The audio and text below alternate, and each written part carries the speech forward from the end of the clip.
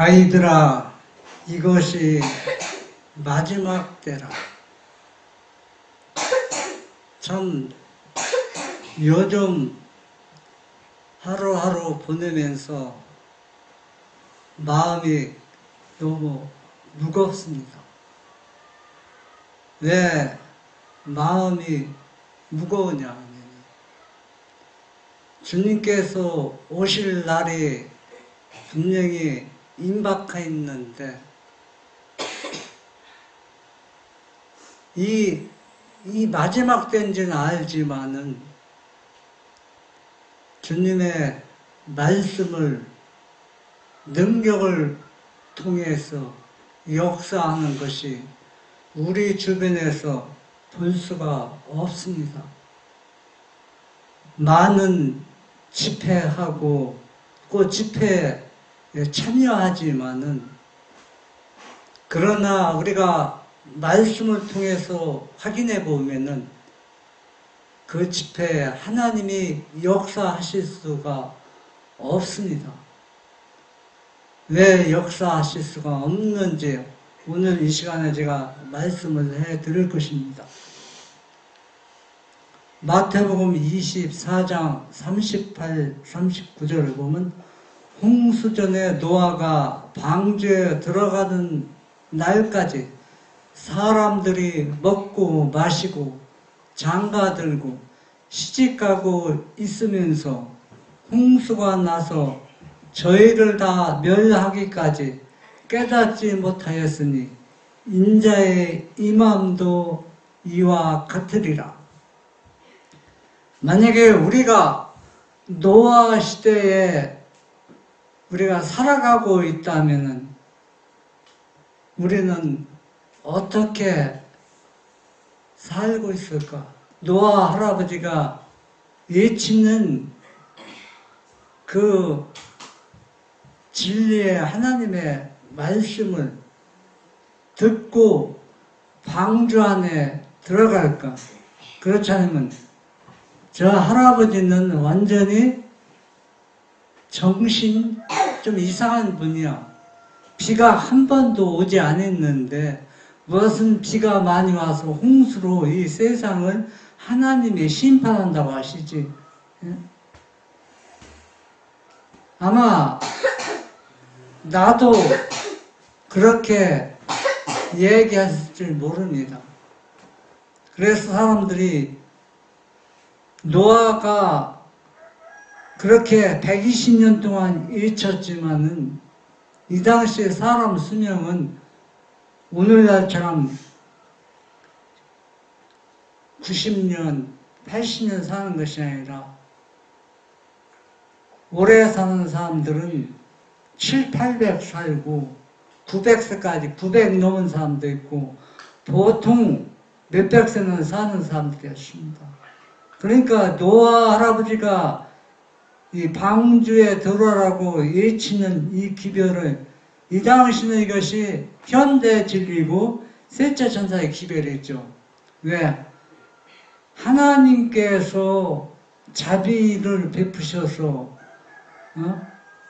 이 하나님의 말씀을 믿는 사람들은 구원을 얻는다고 했는데 계속 거절하니까 이제는 물로 심판한다고 이 기별을 전해 주는데 사람들은 이걸 귀담아 듣지 않았다는 얘기입니다. 깨닫지 못했다는 얘기입니다. 오늘날도 똑같습니다.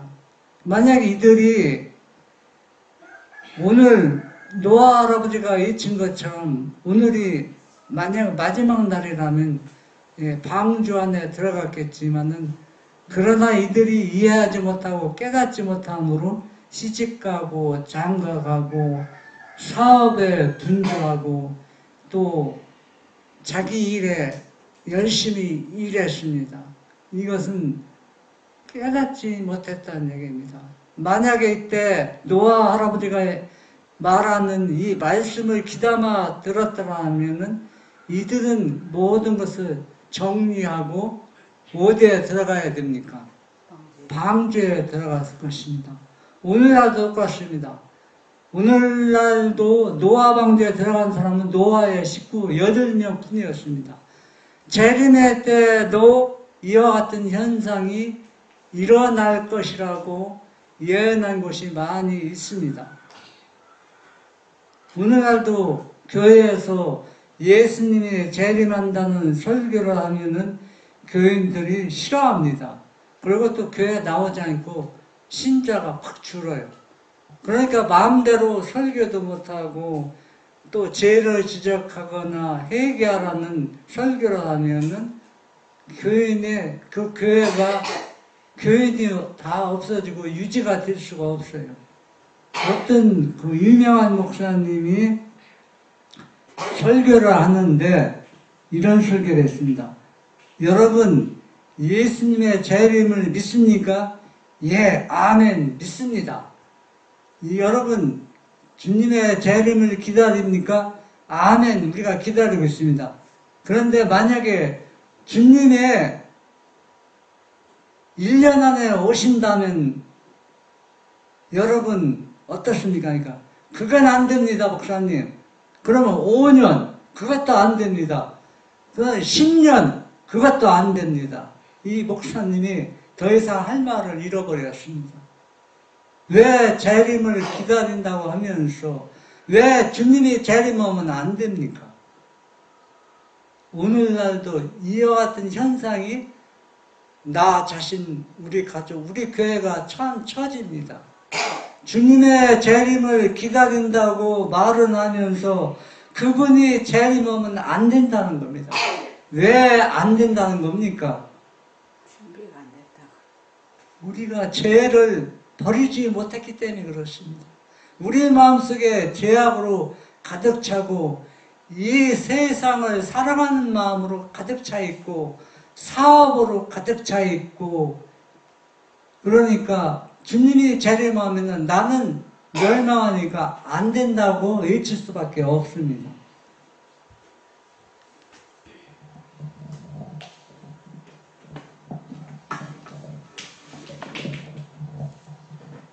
대쟁투 309쪽. 그러나 교회 안에서 겸손과 헌신의 정신이 교만과 형식주의로 바뀌고 있는 동안 그리스도에 대한 사랑과 그분의 재림에 대한 믿음은 점점 식어져 버렸다. 소위 하나님의 백성이라고 자부하는 자들이 세속적 욕심과 향락을 구하는 일에 몰두되어 구주의 재림의 징조들에 대한 교훈에는 소경이 되어버렸다. 재림의 교리는 등한히 여겨졌고 재림에 관한 성경절들은 곡해로 가려워졌어 마침내 그것은 거의 대부분 무시되고 잊어버린 바 되었다. 여기에서 선지자가 지금 우리의 모습, 나의 모습, 교회의 모습을 낱낱이 지금 기록되어 있습니다. 이것이 다른 사람의 모습과 다른 교회의 모습이 아니라 나의 모습이며 내가 속한 교회의 모습입니다. 이것을 부정하지 못할 것입니다. 쟁투 339. 그리스도께서 당신의 재림의 때에도 동일한 불신이 있을 것을 말씀하셨다.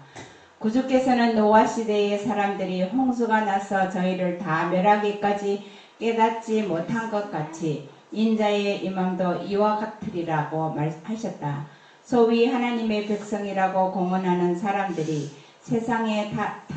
세상과 타협하고 세상 사람들처럼 생활하고 그들과 어울려서 금지된 향락에 빠지고 세상의 사치가 교회의 사치로 바뀌어지고 결혼 예식을 알리는 종소리가 울려 퍼지고 모든 사람들이 오랫동안 세속적 번영을 꿈꾸고 있는 때에 마치 하늘에서 번개가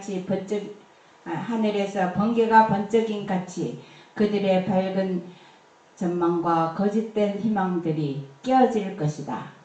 예. 노아 시대에 만약에 노아가 외치는 그 말씀이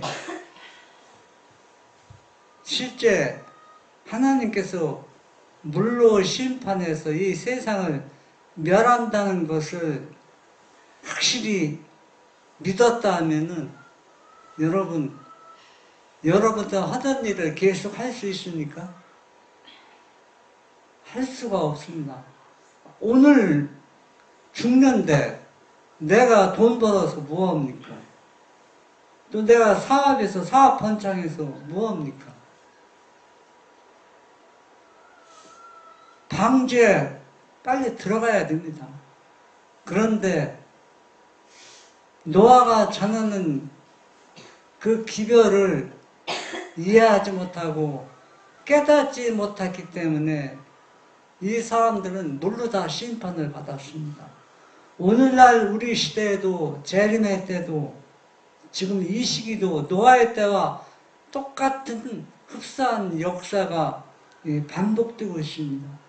언제부턴가 교회에서 예수님의 재림을 알리고 우리가 회개하고 준비합시다 하면 이런 말씀은 점점 사라져 버리고 신자들의 마음을 위로해주고 그냥 칭찬과 듣기 좋은 소리, 그런 소리, 우리가 예수 믿으면 사업 잘 되고 또 아프지 않고 번영하고 또 세상 사람보다 더 많은 축복을 받는다는 이런 설교를 듣기를 더 좋아합니다.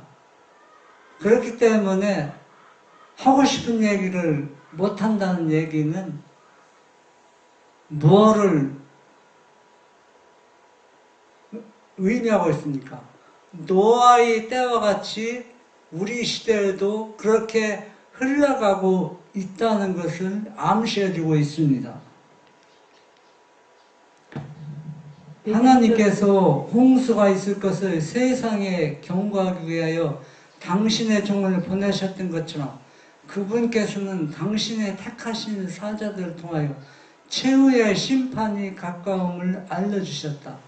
그러나 마치 노아 시대의 사람들이 그 의의 전도자가 전하는 경고를 냉소했던 것처럼 밀러 시대에도 많은 사람들, 심지어 하나님의 백성이라고 공언하는 사람들까지도 경고의 기별을 냉소하였다.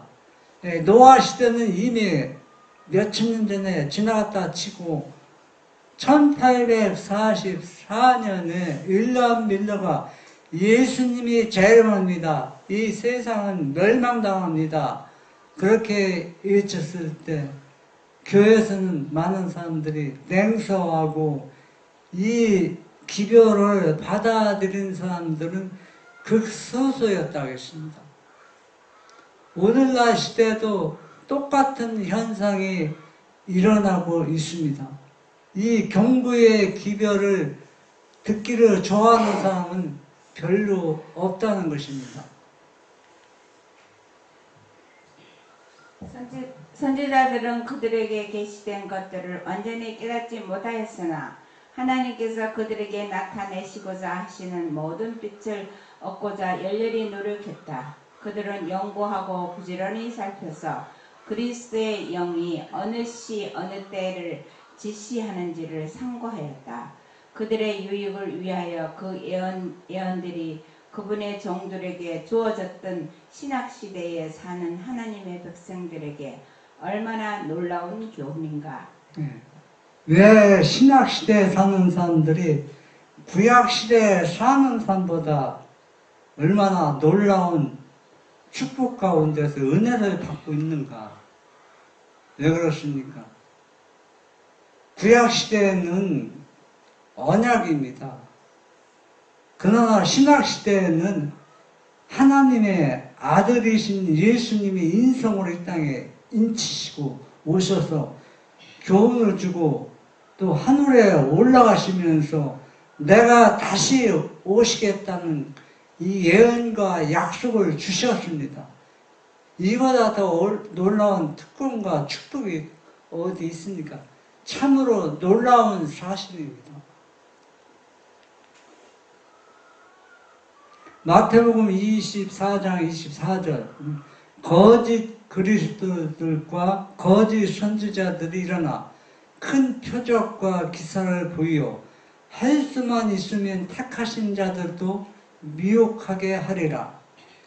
여러분, 노아 시대의 사람들이 번영과 세상 사랑함으로 인해서 노아의 하나님의 말씀을 불신했지만은 오늘날 많은 세상 사람들은 얘기할 것도 없습니다. 그들에게 빛이 주어지지 않기 때문에. 그러나 빛이 주어진 그리스도인들은 어디에 유혹을 많이 당하냐면 거짓 그리스도들과 거짓 선지자들의 표적과 기사를 보면서 이들이 다 여기에 다 넘어가는 겁니다.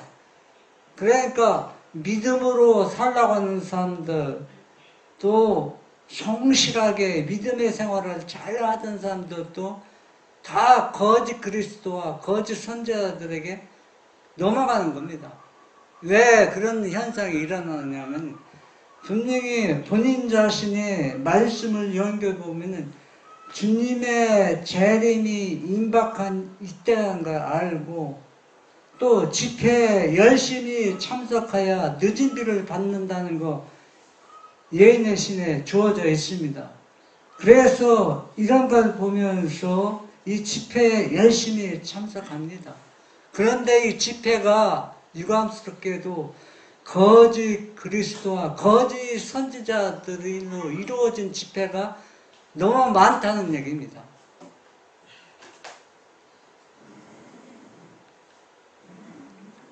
요한일서 2장 18절에 보면 아이들아 이것이 마지막 때라 적 그리스도가 이르겠다 함을 너희가 들은 것과 같이 지금도 많은 적 그리스도가 일어났으니 이러므로 우리가 마지막 때를 아느라.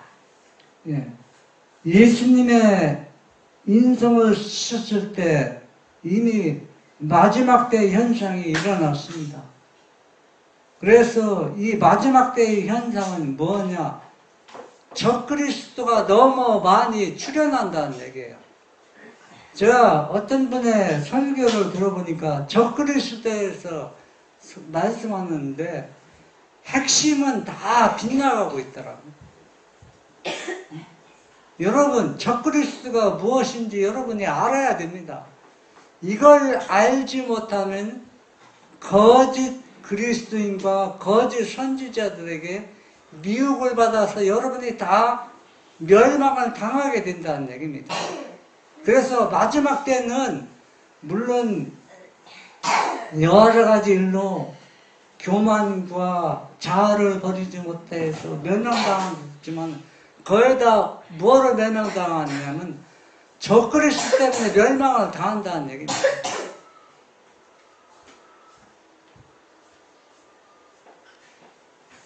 오증은 451조 그러면 하나님의 율법을 깨뜨리고 법안권의 제도를 강요함으로써 우리나라 의회에서 스스로 완전히 분리될 것이다. 개신교가 로마의 세력과 손을 잡기 위하여 구렁을 넘어 손을 뻗게 될 때 그가 강신술과 악수하기 위하여 심연접헌으로 건너갈 때 이 삼중연합의 영향 아래 우리나라가 개신교와 공화정부로서의 그 헌법의 모든 원칙을 거부하고 법안권의 거짓과 속임을 퍼뜨릴 준비를 갖추게 될 때 우리는 놀라운 사단의 활동 시기가 왔다는 것과 끝이 가까웠다는 것을 알게 될 것이다. 그러면 지금 적그리스도가 활동하는데 지금 법안권과 개신교, 일요일교회, 일요일 예배드리는 개신교, 그 다음에 강신술이 삼중연합에서 적그리스도가 너무나 많이 출현이 되고 있습니다. 교회만, 우리 재림교회도 적그리스도가 너무 많습니다. 그런데 적그리스도가 무엇인지 모르고 있다는 겁니다.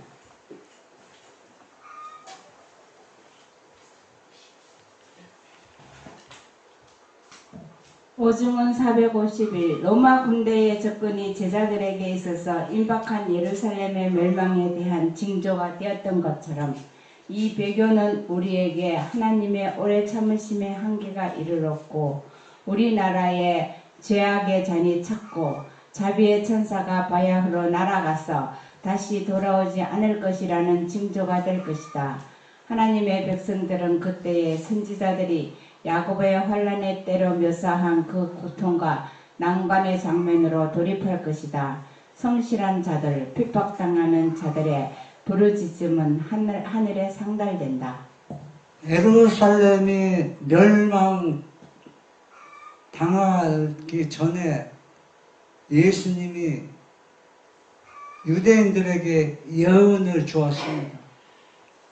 너희가 살 수 있는 방법, 살아남는 방법은 예루살렘이 멸망되기 전에 로마 군인이 이 예루살렘을 포위할 때 너희들은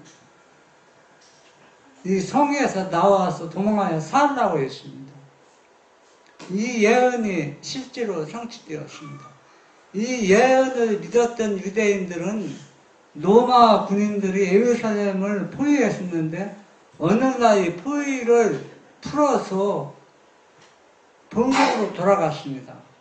그리고 3년 반 후에 다시 로마 군인들이 예루살렘 성을 포위했을 때 먼저 포위를 풀었을 때 그때는 로마 황제가 암살을 당해서 예루살렘 성을 에워쌌던 로마 군인들이 철수가 되었습니다. 그런데 3년 후에 다시 예루살렘을 포위했을 때 3년 전에 예수님의 예언을 믿고 다른 유대인들은 다 구원을 받았어요. 죽지 않았습니다. 그런데 그러면 얘 밭에서 일하고 있다가 집에 뭐 옷가지를 가지 말고 바로 도망가라고 했는데 3년이나 있다가 올 것을 왜 집에도 들렀다 가지 말고 그냥 가라는 거예요? 네, 그러면 우리가 어느 날 순간에 예수님의 품성을 형성하고 믿음대로 살게 되는 게 아닙니다. 우리 생활이 그게 뭡니까? 습관이 품성으로 형성되는 겁니다. 그래서 만약에 이들이 직원이나 뭘 가지고 밭으로 갔을 때 오늘 하루만 더 내가 하고 싶은 일 하죠. 그러다 보면 몇 년 흐르다 보면 그 다 믿음이 다 잊어버려요. 도루묵이 된다는 얘기예요. 그러니까 아예 도망가라는 얘기입니다. 기회가 왔을 때 도망간 사람은 다 살았어요. 그럼 진짜 신실한 사람은 먹일 거 조금 챙겨서 집에 갔다가 옷가지는 다 준비하고 버렸다는.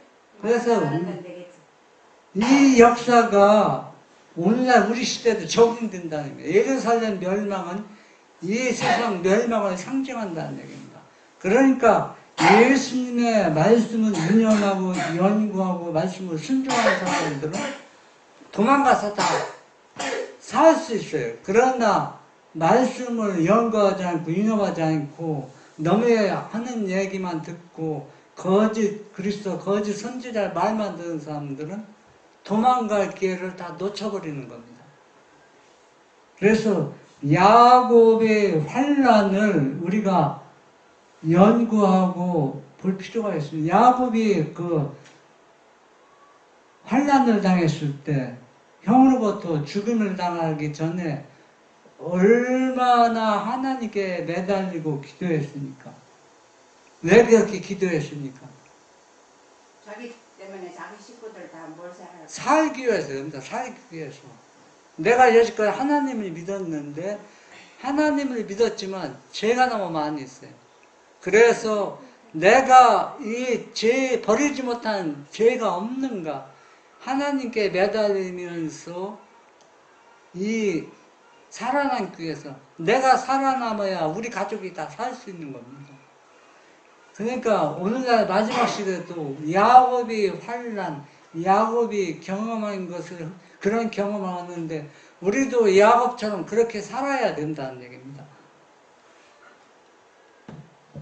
이사야 53장 3절로 4절 그는 멸치를 받아서 사람에게 실어버린 바 되었으며 강고를 많이 겪었으며 지리고를 아는 자라 마치 사람들에게 얼굴을 가리우고 보지 않음을 받은 자 같아서 멸시를 당하였고 우리도 그를 기이 여기지 아니하였도다.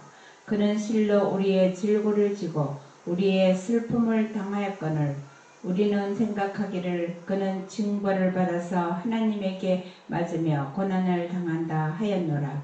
예. 여러분, 제가 이 설교 말씀을 시작하기 전에 말씀을 한 걸 여러분이 꼭 기억해야 됩니다. 왜 기억해야 되냐 하면은, 왜 신실한 자들이, 믿음으로 살아오는 사람들이 거짓 그리스도와 거짓 선지자 때문에 왜 멸망을 당한다고 했습니다. 거의 다 이런 사람들 때문에 멸망을 당하고 이런 집회에 많은 사람들이 참석하는 겁니다. 왜냐하면 너무 불안하거든요. 예수님이 재림할 때는 분명히 얼마 남지 않았는데 어떤 현상이 일어나는데, 예? 막 집회에 가보면 막 믿음으로 막 살라고 하고 막 간증하고 보면 막, 아, 이거는 진짜 하나님이 영 역사한다고 했는데 누가 역사하면 사단이 영 역사하는 겁니다. 여러분, 사단이 성경을 얼마나 연구합니까? 사단보다 성경을 더 많이 아는 사람은 아무도 없어요. 그런데 사단은 성경을 곡해하고 잘못 이해하고 있다는 얘기입니다. 왜 곡해하고 잘못 이해하고 있느냐? 우리가 성경을 아무리 많이 연구하고 기도 아무리 많이 한다 할지라도 믿음이 있는 것처럼 보일지라도 사단처럼 하면은 우리는 멸망당해요. 사단이 이사야 53장을 바르게 이해하지 못하고 곡해하고 있습니다. 바르게 이해하지 못했다는 얘기입니다. 왜 바르게 이해하지 못했느냐? 여러분, 사단이 행렬을 보십시오. 1260년 동안 얼마나 핍박을 가했습니까? 만약에 사단이 이사야 53장을 바르게 이해했다면 그렇게 핍박을 주지 않습니다. 왜? 예수님이 뭘 받을 것을 아셨어요? 십자가에 달리시고 조롱과 핍박과 죄의 대성물이기 때문에 그런 것을 고난을 겪으며 간구를 겪으며 모든 질고를 가지고 가는 그 삶을 이사야 54장은 표현하고 있습니다. 그러면은 예수님을 핍박하고 조롱하는 것은 무엇을 합니까? 예언을 성취해 주는 겁니다. 이사야 53장 대로 했네. 그래서 우리가 진리가 열리는 집회는 질고와 강구가 따릅니다. 핍박이 따릅니다. 왜? 예수님이 뭐라 했어요? 내가 십자가를 지고 왔으니 나를 따라온 사람들은 너도 내가 진 십자가 지고 오라는 얘기입니다. 이 얘기는 환영을 받겠다는 겁니까? 아, 너 믿음이 좋다 칭찬을 받겠다는 얘기입니까? 아니요, 멸시와 조롱과 버림을 당한다는 얘기예요. 그런 진리의 집회는 환영을 받지 못해요. 오늘날 여러분, 왜 성경을 바르게 이해하지 못하고 곡해하고 있는가? 이미 예언이 되어 있어요. 어제 우리가 오전에 안식학교 시간에 들었지만은 14만 4천인이 든다는 얘기는 계명을 순종한 사람들입니다. 하나님의 의의 그 완전한 품성을 나눠받은 사람들입니다. 하나님의 계명을 순종하지 않는 그런 집회는 하나님이 역사하지 않습니다. 왜? 셋째 천사의 기별을 전하는 집회는 완전한 빛이 주어졌기 때문에 완전한 빛을 가진 사람들이 전하는 집회야 누구가 역사합니까? 예수님이 영이 역사한다는 얘기입니다. 셋째 천사의 기별이 주어지기 전에는 받은 바 빛대로 순종하면 그 집회에 하나님이 영이 역사해 있습니다.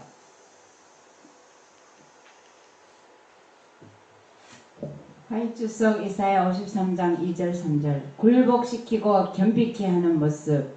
이 예언에는 그리스도께서 마른 땅에서 올라오는 연한 숨같이 나타날 것이라고 하였다. 그는 고운 모양도 없고 풍채도 없은즉 우리 보기에 흠모할 만한 아름다운 것이 없다고 이사야는 기록하고 있다. 그는 멸시를 받아서 사람들에게 실어버린 바 되었으며 강고를 많이 겪었으며 질고를 아는 자라. 마치 사람들에게 얼굴을 가리우고 보지 않음을 받은 자 같아서 멸시를 당하였고 우리도 그를 기이 여기지 아니하였도다. 이사야 53장은 연구해 보아야 할 성경이다. 거기에는 그리스도를 하나님의 어린 양으로 제시하고 있다. 여기에 보면은 예수님의 그 모습을 아주 낱낱이 예언되고 기록되어 있습니다. 유대인들이 예수님을 왜 버렸습니까? 왜 그를 배반하고 그를 죽였습니까? 그는 흠모한 모양도 없고 풍채도 없고 그를 따를 만한 믿게 하는 아무것도 없습니다. 그래서 멸시를 당하고 조롱을 당하고 이런 분을 우리가 하나님의 아들로 받아들인다는 것은 너무 치욕스러운 일입니다. 오늘날 예수님이 가신 그 길, 예수님이 주신 그 십자가를 짚고 따라가는 사람들은 예수님처럼 그러한 대우와 대접을 받을 수밖에 없습니다.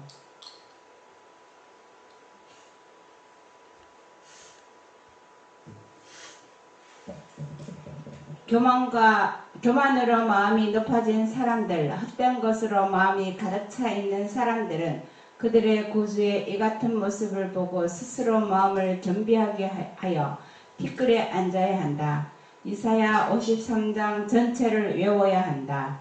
그 가만은 죄로 오염되고 교만으로 낮아진 영혼을 굴복시키고 낮춰줄 것이다. 그리스도께서 당하신 비하를 생각해보라. 그는 몸소 죄로 말미암아 퇴락되고 오염된 고통당하는 인성을 취하셨다. 그는 우리의 질고를 지고 우리의 슬픔을 당하였으며 우리의 수욕을 겪으셨다. 예. 제가 어느 분의 그 간증하는 모습을 들으라고 한번 들어봤습니다. 들었더니 이 간증은 우리 재림교회에서 어느 그 큰 집회 때 사람들이 수백만 명이 모여서 그런데 막 박수치고 환호하고 막 그러더라고요. 여러분, 내가 실제 죄를 버리고 거듭나고 회개한 사람들은 그 모습을 한번 보세요. 이렇게 내가 교만하고 죄를 가득 찼는데 예수님이 내 죄를 가져가고 이렇게 십자가의 질과 간구를 겪으셨는데 내가 박수 받으면서 기뻐 좋아할, 오히려 교만과 그런 것들을 다 버리고 오직 겸손한 마음으로 낮아지고 또 낮아져야 되는 것입니다. 왜? 예수님이 인성을 취하시고 내 대신 당한 그 고초를 생각할 때 내가 어떻게 박수를 받으며 환영을 받을 수 있습니까?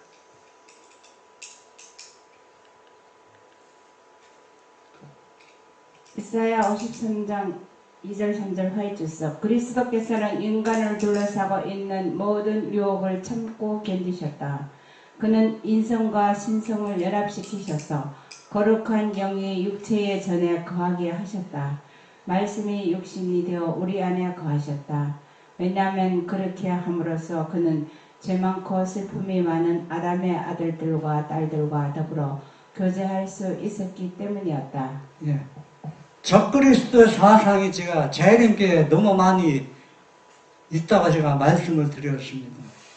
개신교는 그들에게 빛이 다 주어지지 않았습니다. 그래서 개신교들의 법안권에 힘을 실어줬습니다. 또 강신술이 또 힘을 실어줬습니다. 그런데 재림교회도 법안권에 힘을 실어줬습니다. 적그리스도 사상을 가지고 적그리스도 사상이 뭐냐 하면은 여기에서 분명히 예수님이 인성과 신성이 연합하셔서 거룩한 영이 우리의 육체 전에 거하게 하셨다고 했습니다. 그래서 말씀이 육신이 되신 겁니다. 그런데 오늘날 법안권도 삼위일체 주장하면서 또 개신교도 삼위일체 주장해서 우리 자린교회도 삼위일체 주장합니다. 이 삼위일체교는 성령 하나님이 또 한 하나님이 있어서 우리의 죄를 버리게 하고 예수님의 속죄물을 완성을 이루게 이 도움 없이는 예수님의 십자가도 헛일이라고 분명히 예언의 기록되어 있습니다. 이렇게 말하는 것은 적그리스도 사상입니다. 그리고 더 놀라운 것은 여러분이 잘 아는 요한계시록 연구한 거, 제가 우리 그 책이 있습니다. 요한계시록 연구하면서 80년대 일요일교회에서 개신교회에서 우리 교회에 뭐라고 했냐면 너희들이 안식일을 지켜도 날짜는 다르지만은 우리와 똑같은 사상을 가졌다. 그 사상이 뭐냐면 신이 같은 신이다. 그게 뭐냐면 너희들도 재림교회도 삼위일체를 믿기 때문에 개신교회 교회 한 무리 속에 속한다. 그래서 너희는 이단이 아니다. 이걸 신문에 난 것을 삽입해서 올렸더라고. 신문에 난 것을 올리는 것을 제가 보았습니다. 그러니까 이 삼위일체는 천주교의 핵심 교리이며 개신교의 핵심 교리, 재림교회도 핵심 교리가 되었습니다. 이 교리를 거부하고 받아들이지 않으면 이단입니다. 이걸 받아들인 사람은 한 그룹 안에 개신교나 천주교나 똑같은 신을 믿기 때문에 이단이 아니라는 얘기입니다. 이게 뭔지 아세요? 적그리스도 사상이라는 얘기입니다. 적그리스도 사상이 일요일날 예배드리고 법안권 뭐 그게 아니라 그들이 원하는 교리를 우리가 믿고 따르고 순종할 때 적그리스도라는 얘기입니다. 그래서 예수님이 진짜 요한이 그 당시에도 적그리스도가 많이 출현했으니 이제 마지막 때인 줄 알라.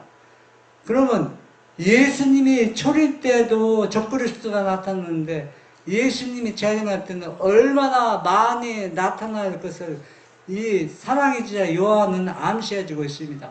그래서 예수님이 신성과 인성이 연합된 몸으로 육체로 오셔서 그분이 이제는 부활해서 하늘로 올라가시고 그 부활한 영이 바로 우리의 마음에 육체에 거한다는 얘기입니다. 성령 하나님이 거하는 게 아니라는 얘기입니다. 성령 하나님이 거한다는 사상은 적그리스도 사상이라는 얘기입니다. 재림교회에서 이걸 버리지 않으면은 어떤 집회를 해도 하나님의 영이 역사하지 않는다고 했습니다. 그리스도는 모든 사람을 속할 수 있음. 십자가의 위에 죽음만으로써 그리스도께서 인류의 구원 사업을 이루신 것이 아니었다. 굴욕과 고통과 치욕도 그 사명의 일부였다.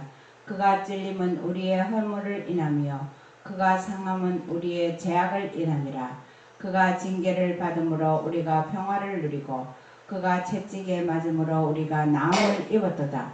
이와 같은 형벌을 그리스도께서 범죄자들의 죄 때문에 지셨다. 이와 같은 이유로 사람이 아무리 타락한 상태에 있다 할지라도 그가 만약 하나님의 율법을 그의 의의 표준으로 받아들이면 그리스도께서는 그를 속량하실 수가 있다. 여기에서 무엇을 암시해주고 있습니까? 예수님이 나의 죄, 우리의 죄를 다 가지시고 완전한 대성물을 이루신 것, 죽음으로 끝난 것이 아니랍니다. 그러면 무엇이 남아있다는 얘기입니까? 예수님이 치욕의 고통과 간구를 당하면서 가신 것처럼 우리도 예수를 믿고 예수님의 제자와 자녀가 된 사람들은 예수님처럼 굴욕과 고통과 치욕을 받을 것이라는 얘기입니다. 이걸 받지 아니하면은 다 우리는 누가 되면 적그리스도에 굴복당하고 만다는 얘기입니다. 여러분, 믿음으로 살라고 하는 사람들은 다 이단이라는 그 소리를 다 듣습니다. 여러분, 지금도 여러분이 교회에서 이걸 부정해봐요. 예수님은 하나님의 아들이고 하나님은 진짜 인성을 쓰시기 전부터 아버지였다. 그 성령 하나님은 이거는 완전히 우상이고 진짜 하나님이 아니다.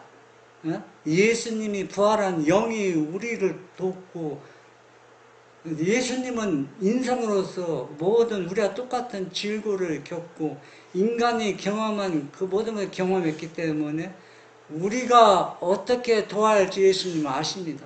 왜? 인성을 쓰셨기 때문에. 그분의 영이 우리를 도와주는 겁니다. 초기문집 64. 그 후 나는 마지막 7장이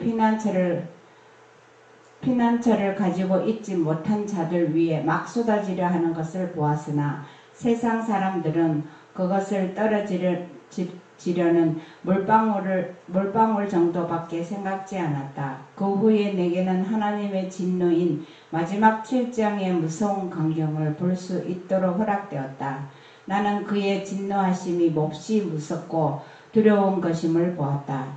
만일 그분이 화가 나서 손을 뻗치시거나 치켜드신다면 세상의 거민들은 전혀 존재하지 않았던 것처럼 되거나 아니면 치료불능의 종기와 말라빠지는 역병으로 고통을 당하게 될 것이다. 그리하여 그들은 구원을 받지 못하고 마침내 그것으로 인해 멸망되고 말 것이다. 노아의 노아 시대의 방주에 들어가지 않은 사람은 물로 심판을 받은 것처럼 오늘날 우리 이 시대에는 거짓 그리스도와 거짓 그리스도인 때문에 내가 거기에 유혹을 받아서 적그리스도 사상을 가지고 있다면은 이 7장을 피할 길이 없습니다. 이 7장을 피할 수 있는 길은 우리가 짐승의 표나 우상에게 경배하지 않은 것은 무엇을 의미하냐면 적그리스도의 사상을 완전히 버린 사람, 거기에서 떠난 사람들입니다. 그러니까 적그리스도의 사상을 가진 사람들은 짐승의 표를 받게 되고 우상에게 경배해서 결국은 뭐냐? 7장을 피할 길이 없다는 얘기입니다. 무서운 초기문집 65쪽에 보면 무서운 공포가 나를 사로잡았다. 그 광경이 얼마나 무서웠기 때문에 나는 천사에게 그 광경을 내가 보지 않게 해달라고 엎드려 간청하였다. 그때 나는 하나님의 말씀이 선언한 대로 짐승과 그의 우상에게 경배하고 이마에나 손에 표를 받은 모든 불경건한 자들에게 이마의 재앙을 피하기 위하여 말씀을 주의 깊이 연구해야 할 중요성에 대하여 과거 어느 때보다도 절실하게 깨달았다.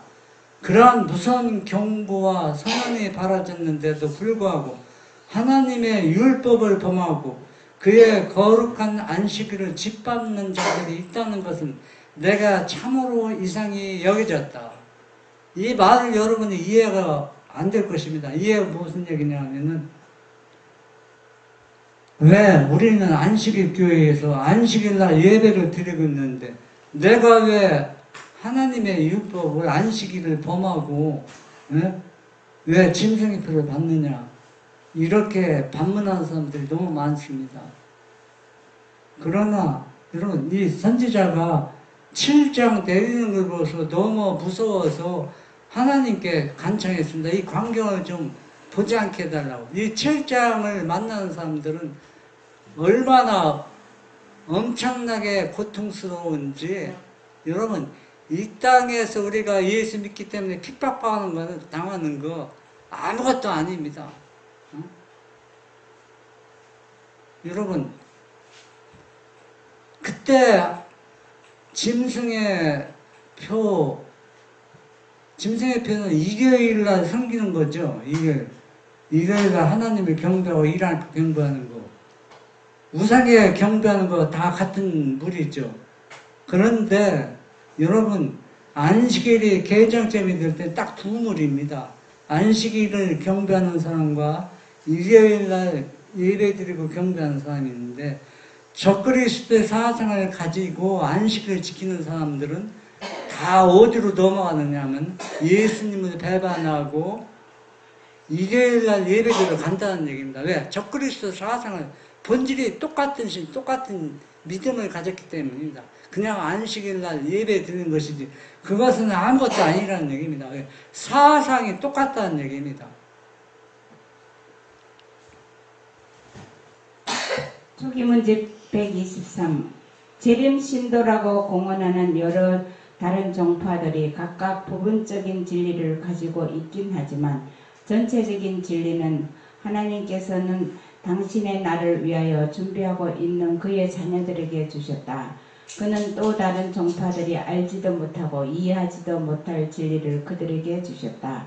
주님께서는 그들에게, 각 종파에게 속한 자들에게 받아두신 일들을 그것을 알고 이해할 수 있는 이들에게 열어놓으셨다.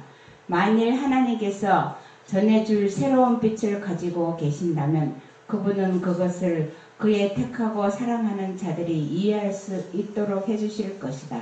예. 여기는 밀러 시대에 첫째와 둘째 천사의 기별을 주셨을 때 밀러도 확실히 이해하지 못했습니다. 그것도 셋째 천사의 기별은 알지도 못했습니다. 그러나 지금 우리 시대에는 완전한 빛을 주었기 때문에 셋째 천사의 기별을 전하는 사람들은 어떤 사람이냐? 하나님의 계명을 완전히 순종하고 자기 자신을 완전히 굴복하고 죄를 버린 사람들에게는 이 셋째 천사의 기별을 이해할 수 있는 계시를 주는 겁니다. 그리고 이것을 선포할 수 있도록 능력을 주시는 겁니다. 이 셋째 천사의 기별은 아무나 주시는 게 아닙니다. 이해할 수도 없어요. 그러니까 여러분들이 이 셋째 천사의 기별을 이해하고 깨닫기를 원하는 사람들은 먼저 여러분이 계명에 완전히 순종하고 여러분 자신을 주님 앞에 완전히 굴복을 시키면 하나님께서 이해할 수 있도록 해준다는 얘기입니다. 이렇게 하지 않으면 적그리스도 사상을 가지고 있으면서 내 자신이 적그리스도인지 본인도 모른다는 얘기예요. 초기 문제 123. 그들이 깨우침을 받기 위하여 어둠과 오리에 빠져 있는 자들에게 가서 듣도록 하지 않으실 것이다. 나는 마지막 자비의 기별을 가지고 있다는 믿는 자들이 날마다 새로운 오류를 범하는 자들로부터 분리되어 있어야 할 필요를 보았다. 나는 노소를 막론하고 그러한 자들이 여는 집회에 참석해서는 안 될 것을 보았는데 이는 그들이 인간의 계명을 교리로 삼아 가르칠 뿐 아니라 영혼들에게 치명적인 해독이 되는 오류를 가르치면서 사람들을 깨우쳐 주고자 하는 것은 잘못이기 때문이다. 네, 제가 지난 시간에 말씀드렸지만 솔직하게 하나님은 진짜 하나님이 아버지가 아니고 아들이 아니다. 이걸 우리 재림교회에서 공식적으로 받아들이고 있는 이때 이건 완전히 사람의 계명과 오류를 범하는 겁니다. 이런 사람들이 집회하는데 하나님이 영이 임합니까? 오류에 빠진 사람 아닙니다. 임하지 않습니다. 이런 집회에 참석하는 것은 하나님께서 안 된다고 완전히 경고해 주셨습니다. 왜? 인간의 계명을 교류로 삼아 가르치는 이 집회에 하나님이 함께 하실 필요가 없습니다. 치명적인 해독이 되는 이 오류를 가르치면서 사람을 깨우치고 죄를 버리게 한다는 것, 도저히 있을 수 없는 일을 지금 하고 있는 것입니다.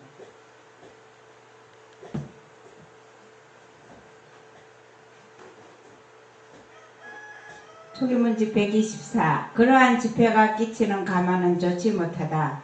하나님께서 그러한 어두움과 오류 속에서 우리를 구해 주셨으나 우리는 우리를 자유롭게 해준 그 자유 가운데 굳게 서서 진리와 함께 기뻐하여야 할 것이다. 하나님께서는 우리가 꼭 가야 할 의무가 없는데도 당신이 허락하지 아니하는 집회에 참석하여 오류를 듣는 것을 기뻐하지 않으신다. 하나님께서 의지의 힘으로 사람을 휘어잡는 그러한 오류에서 우리를 지켜주시지 않으실 것이다. 예. 여러분 마지막 때 다 어디에 빠지냐면 어두움과 모르 속에 빠져서 다 멸망당하고 칠장을 당하는 것입니다.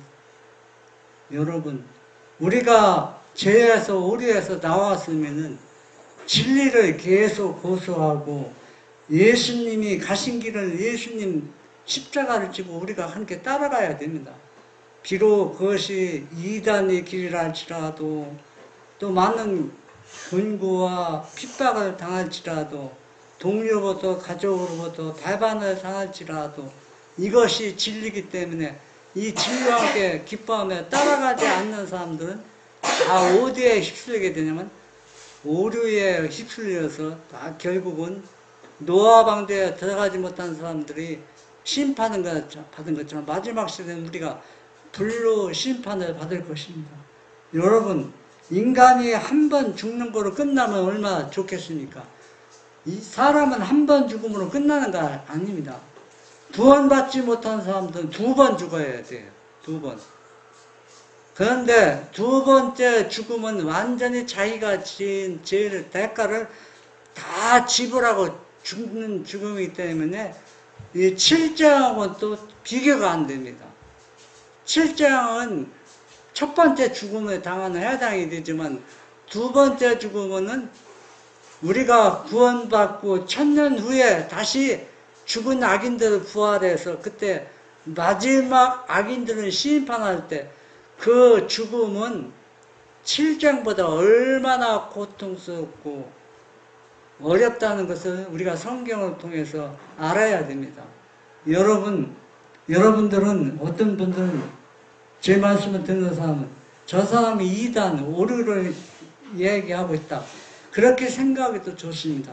여러분 스스로 말씀을 연구해서 적그리스도 사상에 여러분이 물들지 않기를 간절히 바라고 진리대로 옹호해서 예수님이 가신 길을 끝까지 따라가는 우리 모두가 되기를 바랍니다. 아멘.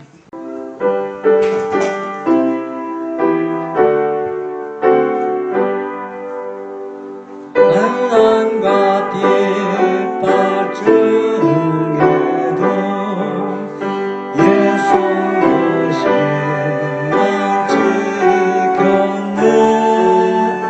이 신앙 생각할 때에 기쁨이 한량없도다. 내 성도 신앙 따라서 죽도록 충성하겠네. 옥중에 매인 내 성도 양심은 자유롭네.